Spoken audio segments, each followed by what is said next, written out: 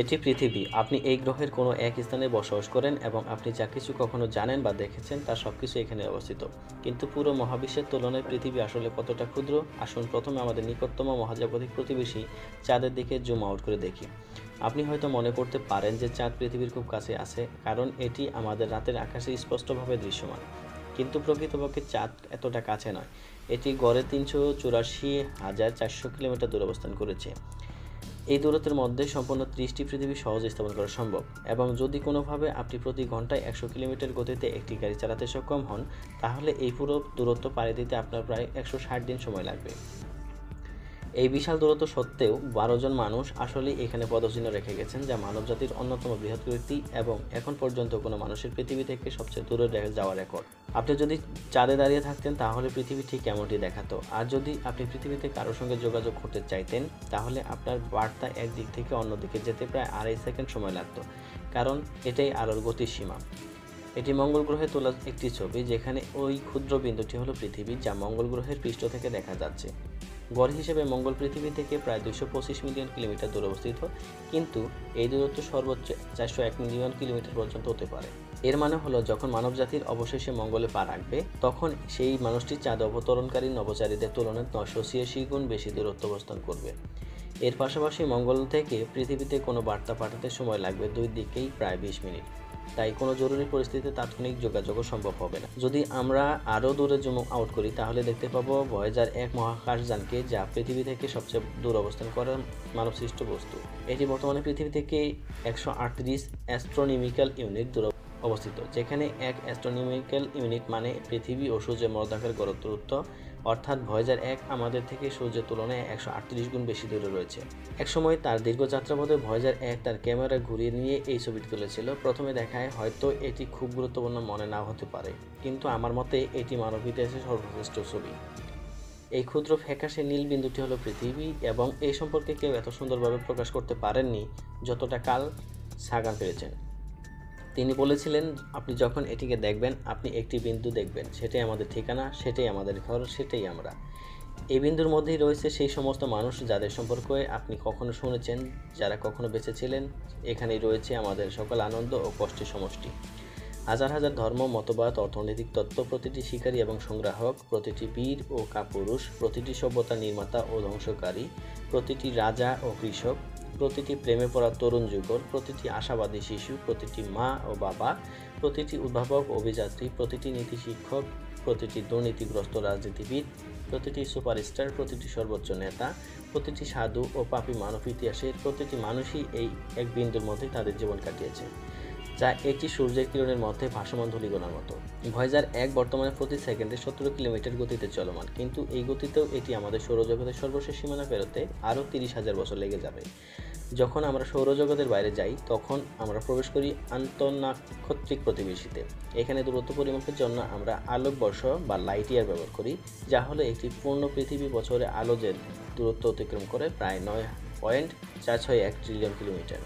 এখানে Proxima Centauri হলো আমাদের নিকটতম তারা সূর্য ছাড়া, কিন্তু এটি কখন আমাদের থেকে ৪.২৪ আলোকবর্ষ দূরে।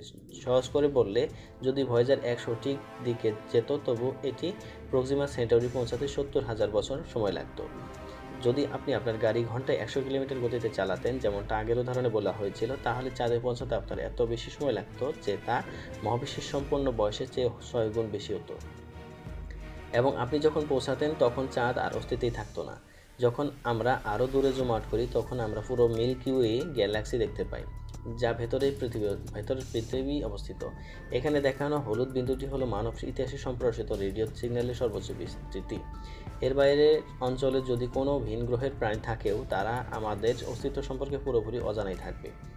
আমাদের জানা মতে এই হলুদ বাইরে শুধু নিঃশব্দতা বিদ্যমান, অথচ পুরো গ্যালাক্সিটির এক প্রান্ত থেকে অন্য প্রান্ত পর্যন্ত ১,০০,০০০ আলোকবর্ষ।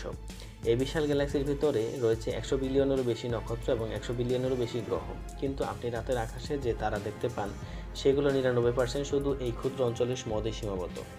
তবে মিল্কি ওয়ে গ্যালাক্সি কিছু নয়। যখন আমরা মহাবিশ্বে আরও পরিসরে তাকাই, আরও জুম আউট করলে আমরা পৌঁছে যাই লোকাল গ্রুপ অফ গ্যালাক্সি, যা ৫৪টি ভিন্ন গ্যালাক্সির একটি গুচ্ছ, যার ১০ মিলিয়ন আলোকবর্ষ। এর চেয়েও দূরে তাকালে আমরা দেখতে পাই ভার্গো সুপার ক্লাস্টার, যার ভিতরে লোকাল গ্রুপ শুধুমাত্র একটি ক্ষুদ্র অংশ। এই সুপার ক্লাস্টারের ভিতরের কমপক্ষে 100টি গ্যালাক্সি রূপ রয়েছে এবং এর বিস্তার 110 মিলিয়ন আলোকবর্ষ।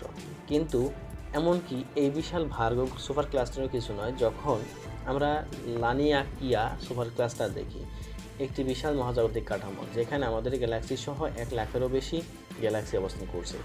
এর এক প্রান্ত থেকে অন্য প্রান্ত পর্যন্ত দূরত্ব 520 মিলিয়ন আলোকবর্ষ। কিন্তু এখানেও আমরা থামাতে পারি না, আমরা আরও দূরে জুম আউট করলে পুরো পর্যবেক্ষণযোগ্য মহাবিশ্ব দেখতে পাই। এমনকি এই বিশাল লানিয়াকিয়া সুপার ক্লাস্টারও পুরো মহাবিশ্বের তুলনায় একটি ক্ষুদ্র ও তুচ্ছ অংশ মাত্র। এটি হলো পর্যবেক্ষণযোগ্য মহাবিশ্ব এবং এর ভিতরে রয়েছে আমাদের জানা সমস্ত কিছু। এখানে কমপক্ষে 2 ট্রিলিয়ন গ্যালাক্সি রয়েছে এবং এসব গ্যালাক্সিতে যে পরিমাণ নক্ষত্র আছে তা পুরো পৃথিবীর সমস্ত বালুকণার সংখ্যাও চেয়েও দ্বিগুণ। পৃথিবী থেকে পর্যবেক্ষণযোগ্য মহাবিশ্বের যে কোনো প্রান্তের দূরত্ব 46.5 বিলিয়ন আলোকবর্ষ, অর্থাৎ পুরো মহাবিশ্বের প্রস্থ 93 বিলিয়ন আলোকবর্ষ। কিন্তু এর চেয়ে আশ্চর্যজনক বিষয় হলো পর্যবেক্ষণযোগ্য মহাবিশ্বের সীমার বাইরে আসলে কি হয়েছে। মনে রাখতে হবে, পর্যবেক্ষণযোগ্য মহাবিশ্ব মানে হলো কেবল আমরা যা দেখতে পারি, এর বাইরেও হয়তো অসংখ্য বিশালতার অঞ্চল রয়েছে যা আমাদের কল্পনারও বাইরে। আমরা জানি না আরও কী রয়েছে এই মহাবিশ্বে, কারণ এই অত্যন্ত দূরবর্তী স্থানগুলোর আলো এখনও পর্যন্ত আমাদের কাছে পৌঁছাতে পারেনি। মহাবিশ্বের ইতিহাসে এখনও সেই আলো পৃথিবীতে আসার মতো যথেষ্ট সময় পায়নি। আরও আশ্চর্যের বিষয় হলো কিছু জায়গার আলো কখনোই আমাদের কাছে পৌঁছাবে না, কারণ মহাবিশ্বের কিছু অংশ পৃথিবী থেকে এত দূরে এবং সেগুলো এমন গতিতে প্রসারিত হচ্ছে যে তাদের আলোর গতির চেয়েও দ্রুত আমাদের থেকে দূরে সরে যাচ্ছে। এর মানে হলো অসীম সময় পেরিয়ে গেলেও সেই জায়গাগুলো থেকে আসা আলো কখনো পৃথিবীতে পৌঁছাবে না। অর্থাৎ যদি মানবজাতি অনন্তকাল ধরে টিকে থাকে, তবুও মহাবিশ্বের এমন অসংখ্য জায়গা থাকবে যেগুলোর অস্তিত্ব আমরা কখনোই জানতে পারবো না। তাই যতই বিশাল বলে মনে হোক না কেন, পর্যবেক্ষণযোগ্য মহাবিশ্ব সম্ভবত পুরো মহাবিশ্বের একটি ক্ষুদ্রতম অংশ মাত্র যা আমরা বর্তমানে দেখতে পারি। ডক্টর অ্যালান গুথ প্রস্তাবিত কসমিক ইনফ্লেশন তথ্য অনুসারে যদি ধরা হয় যে মহাজাগতিক প্রসারণ বা কসমিক ইনফ্লেশন শুরু হয়েছিল বিগ ব্যাং এর 10⁻⁻37 সেকেন্ডের সময়, এবং এই অনুমান করা হয় যে ইনফ্লেশন শুরুর আগের মহাবিশ্বের আকার ছিল তার বয়স গুণিত আলোর গতির, তাহলে পরবর্তী ব্যাখ্যা প্রয়োজন। এই হিসেব অনুযায়ী বর্তমানে সময়ে সম্পূর্ণ মহাবিশ্বের আকার পর্যবেক্ষণযোগ্য মহাবিশ্বের চেয়ে 150 ট্রিলিয়ন গুণ বেড়ে হতে পারে। এই সংখ্যা দেখতে এমন হয়। এক মুহূর্তের জন্য এই সংখ্যা সম্পর্কে চিন্তা করুন। এটি এমন হবে যেন আমরা মনে করি পর্যবেক্ষণযোগ্য মহাবিশ্ব অর্থাৎ আমরা যা কিছু দেখতে পারি একটি হালকা বাল্বের সমান। কিন্তু পরে জানতে পারলাম যে আসলে সম্পূর্ণ মহাবিশ্বের আকার একসময় কার গ্রহ প্লুটোর চেয়েও বড়।